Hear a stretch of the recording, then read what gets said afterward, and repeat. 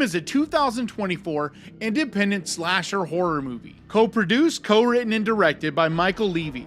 It stars Charles Edwin Powell, Danielle Harris, Jeffrey Combs, Tim Reed, and David Howard Thornton. A family's simple weekend getaway truly turns into a nightmare as 4 deranged killers playing a sadistic game lock down their hotel and compete for the most creative murders of all of the guests.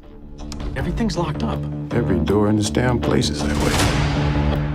So we're trapped. You and I need to figure out what the hell's going on. So I went into this with not only low expectations.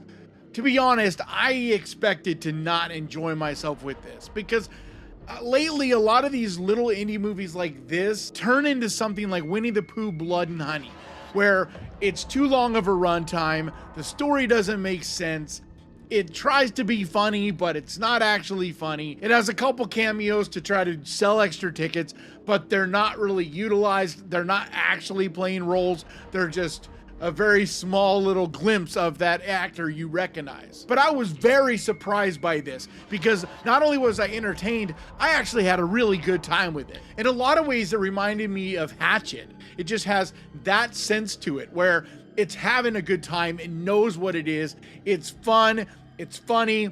It pokes fun at itself, but it's not a perfect movie. And if you go into it expecting it to be a perfect movie and pick it apart, you're not going to enjoy this type of movie. Because I definitely had issues with this. There was a number of things that I wasn't the biggest fan of. For one, the character, the daughter, that actor, and just the role in general didn't work for me at all. I actually was hoping she would get killed off. Like, there's so many lines that she delivers in a way that just doesn't really work. Beyond that, she just looks way too old to be playing a 15 or 16-year-old. So those things with her bugged me. There was also a number of jokes that don't land. The movie itself is a little longer than it probably should be. I mean, there's plenty of little nitpicks I could throw at this. But in reality, that's not what you go to a movie like this for. Like I said, if you go into this and just pick it apart, you're definitely not going to have fun. But if you go into it and just know that it's going to be a movie that has flaws, but has fun with it, and it's made by people who truly love horror and are trying to entertain you in the best they can and being as creative as they can at doing that, then I think you can have a really good time like I did. One of the big standouts for me was Danielle Harris. Like, she really needs to get more love. I don't understand what the deal is and why she's not in more movies, but I mean, she fully throws it all into this, really puts her heart into this role and does a fantastic job of it. There's one scene in particular where she's sitting there having a conversation with her daughter, and it's just so good. I was just like, come on, like, Hollywood, give this woman more love. Like, she's gorgeous still, very talented. Like, she really deserves to get more roles. I also thought Tim Reed was incredible in this. He's someone I haven't seen since the It miniseries when I was, pretty young. I don't know if he's done things since. I'm sure he has, but I haven't seen him in anything. So seeing him in this role and not only doing like a cameo, but he's much more than that. He plays a legit role in it and is a lot of fun in that role. Even though they do have him do a couple questionable things, there's one scene in particular where he has a gun and doesn't shoot it, and I'm not going to talk about more than that because I don't want to spoil this, but I was just yelling at the screen like, why are you not shooting your gun? And when you see this, you'll know what I'm talking about. It was something that I felt was kind of questionable and written in a kind of funky way, but whatever. Once again, that's nitpicking, but he did do a great job in this role. Another standout, like always, is Jeffrey Combs. Man, you can put him in any role, especially as a villain, and you can always count on him just entertaining the hell out of you. And he does not disappoint in this. He is so much fun. And it's great because not only him and Danielle Harris and Tim Reed, there's a bunch of horror icons in this movie. I mean, a ton. More than I've probably ever seen in a little movie like this. But it's great because they're not just 1 second scenes. Like, a lot of them play actual roles and have bearing on this movie. Even if they're a very small part, what they do in it is utilized and makes sense and gives them a chance to shine, even if it's just for a moment. And a couple years ago, I had a big issue with another small movie like this that I think was done by a lot of the same people that made this, because the people that are involved in this also did the Terrifier movie. So it's a lot of friend group kind of thing, and they're working together, which is great. And they're producing a bunch of movies.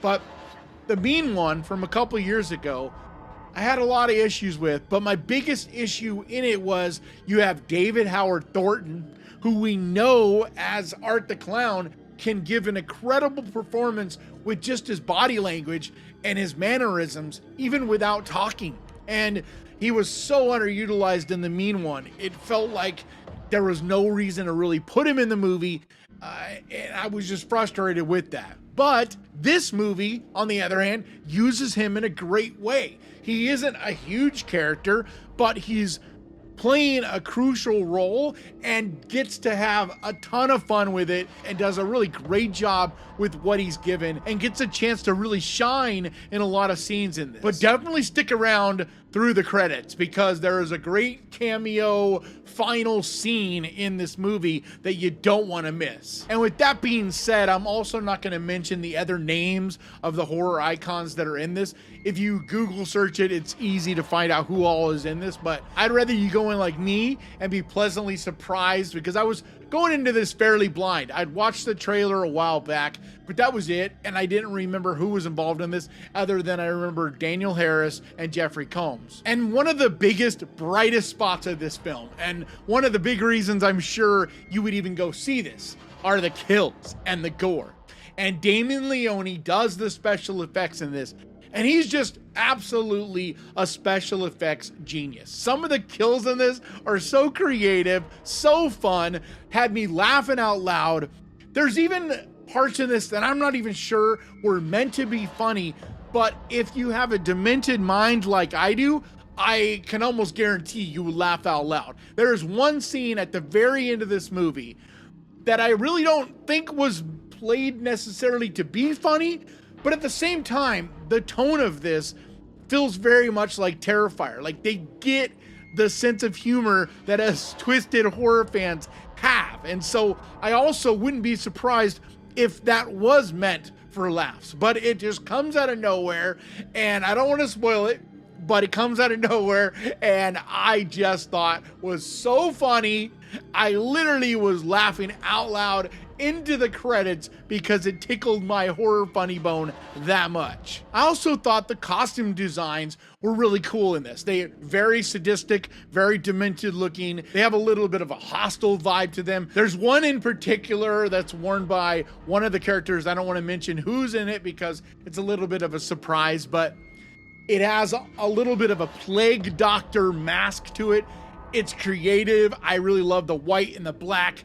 It's just striking, like a lot of the costumes in this, and I also really enjoyed those. So is it a perfect movie? Absolutely not. And if you go into this looking for that, you're gonna be disappointed. But if you go into this to just have a good time, turn your brain off a little bit, relax, and just enjoy being a horror fan, watching a movie that's made by horror fans, I think you can really have a blast with this film. It's little independent projects like this that us horror fans need to go and support, because it's horror fans making movies for horror fans, and that is an incredible thing that we just can't ever lose. So if this sounds like something that you would be into, especially if you're someone that goes to cons and enjoys seeing a lot of these celebrities, because these are a lot of the horror icons that you see at these conventions every year.